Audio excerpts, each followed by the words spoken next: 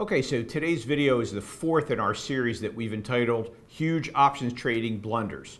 We've decided to produce this series for traders who are really serious about trading options for a living and taking the proper steps to excel as an options trader, as opposed to chasing rainbows only to find disappointment in the end.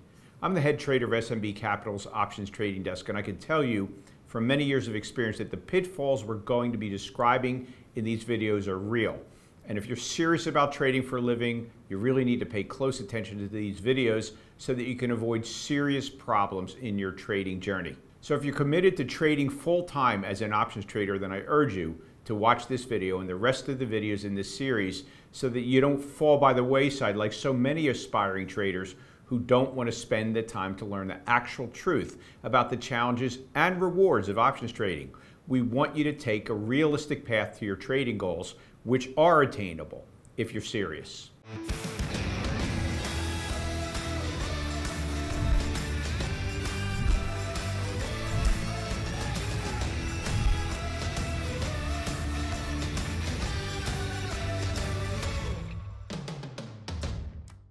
Hi, I'm Seth Freuberg, and I'm the head trader of SMB Capital's options trading desk. SMB Capital is a proprietary trading firm located in Midtown Manhattan, and we provide capital for options and equity traders from all over the world, trading both remotely and in our offices here in New York City. Now, I'd like to suggest that you click on our subscribe button right now so that you don't miss any of our free trading videos that we produce for traders and investors all over the world. They're really very valuable.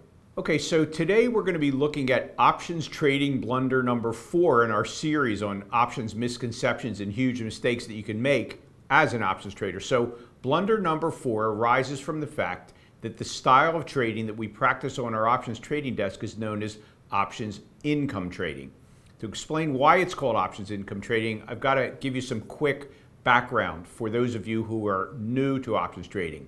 If you know something about options, don't worry about this. It'll go by quickly and then we'll jump into the guts of the lesson. Almost all of you are probably familiar with equity options, where a call buys you the right to buy 100 shares of a stock at the strike price of that option anytime before the option expires, and a put option entitles you to sell 100 shares of the strike price of the put before that option expires. But there are also index options, which work similarly to equity options, except there's no such thing as 100 shares of an index.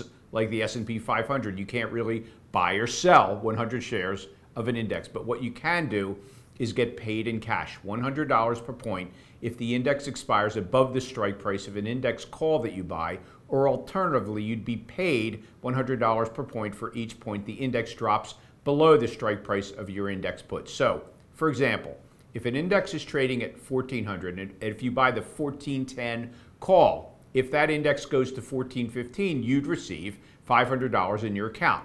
If the index closes at 1410 or lower, your call expires worthless. On the other side of the ledger, if you buy a 1385 put and the market sells off to 1375, you'd make $1,000. But if the market just sold off to 1385 or higher, the put would expire worthless.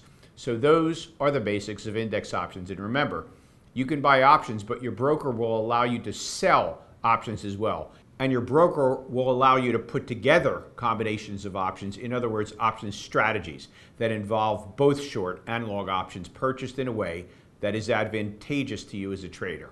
So what many options income traders do is they learn strategies that they employ every month, pretty much come hell or high water, and they study through backtesting how the strategies perform over time doing the same strategy every month. So let's say, and this is a really simplistic example, that a trader decides that he's going to do an index option strategy every month where he's going to sell a call option very far above the market price of that index, let's say 5% above the market price of the index, and at the same exact time, he's going to sell a put 5% below the market. So as we just explained, as long as the index closes within a range of 5% above or below the market, then both options will expire worthless. Now, this very simplistic option strategy is known as a strangle. And yeah, I know that's a weird and creepy name, but that's what it's called. And in general terms, it's comprised of selling a call above the price of a stock or an index and at the same time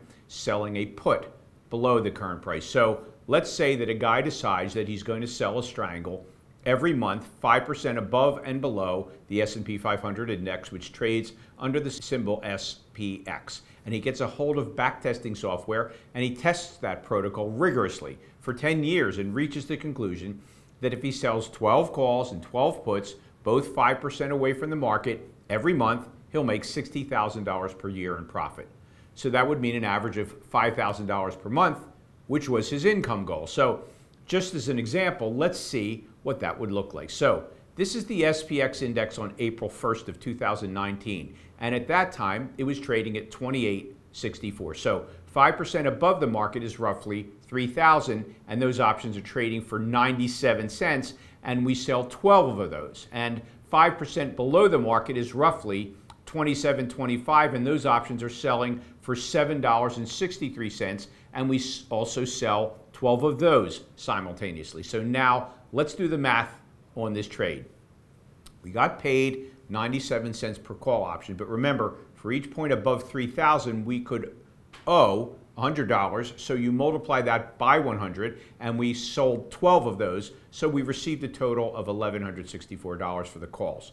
Now for the puts, using the same math, we received $7.63 per put times $100 per point times the 12 puts that we sold, and we received, therefore, $9,156 for those. So the total proceeds for that strangle was $10,320. Now, let's move forward to the day the options are expiring, and you'll see that midday, both the calls and the puts that we sold are nearly worthless. They're down to 3 cents each. And why did those prices drop so low?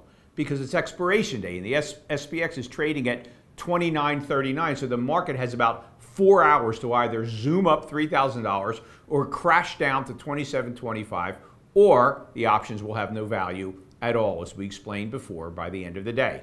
So now at this point, most professional options traders would close the trade as the options are nearly worthless. And so let's analyze what happens at that point. So the cost to buy back the calls is $360, as you can see from the calculation, and the cost to buy back and close those puts is also coincidentally $360, and now the trade is over. But remember, we initially received $10,320, and we only had to spend $360 each for the calls and puts, so we're left over with a gain of $9,600. And that's an example of a strangle trade that worked out well.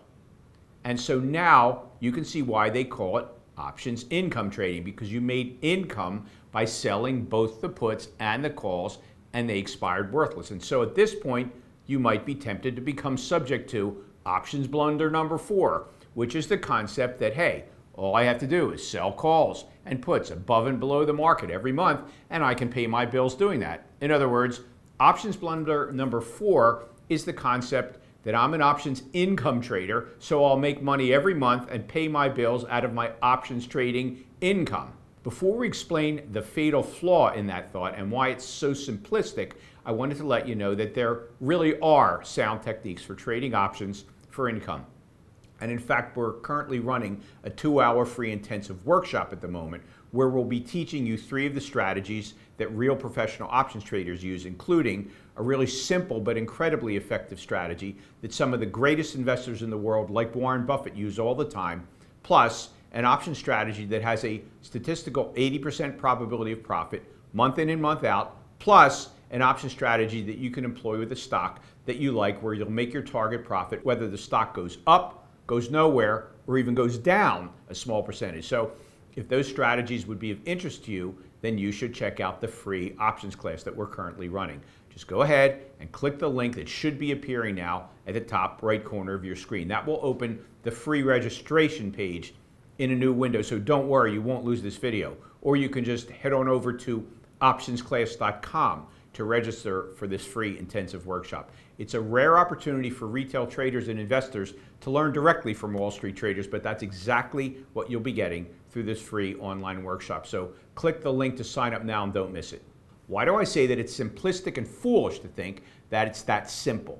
Let's take a look at what happened the next month. So the April trade has ended, and now we're moving to the May trade. So on May 1st, the SPX was trading at 29.23, and so 5% above the market is about 30.75, and 5% below the market is about 27.75. And so now this month, if you'll notice, the combined prices of the calls and puts are actually higher than they were in the April trade. So here we can break that down for you, and you can see from the calculation that in this case, we received cash flow from selling the 12 calls and the 12 puts in the amount of $14,148. So that's a nice chunk of change. However, let's move forward to the day the trade is expiring, and you'll see a different story this time. You see, SPX in May sold off to 27.57, and so on expiration day, the calls, again, all the way up at 30.75 will be worthless, but the puts, well, they have absolutely blown up in value to $18.03, and that's because the options are expiring in a few hours, and the SPX is trading at 18 points below the strike price of those puts. So those puts are what is called in the money, and if the market closes around that price, we'll be paying $1,800 per option, and we got 12 of those options, so we'll be paying to settle those options. And so now closing the trade on expiration is a hell of a lot more expensive than in April. As you can see, buying back the calls was cheap, only $360 like in April, but closing the puts, well, that cost is over $21,000. So when you do the math comparing what we originally received and what we ended up paying, the month of May ran at a loss of $7,838. Now, hold on one second, you're probably thinking. I thought you said this guy backtested this strategy and he was all set because he proved over a long period of time that he was going to make on average $60,000 per year doing this. I mean, didn't he backtest it? I thought he was going to make $5,000 per month trading this strategy and pay all of his bills that way. What's going on here? I thought this was options income trading. I thought his year was supposed to look like this, making $5,000 every month. Well, I have some news for you. This may be a perfectly valid strategy, and it may make on average $5,000 per month, but it doesn't happen smoothly. It's childish to think that would happen. Some months you'll make a little bit of money. Other months you'll lose a little bit of money. Some months you'll make a lot of money. Other months you'll lose a lot of money. But at the end of the day, when you add it all up, you'll hit that total. But it's going to occur in an uneven way, perhaps something like this.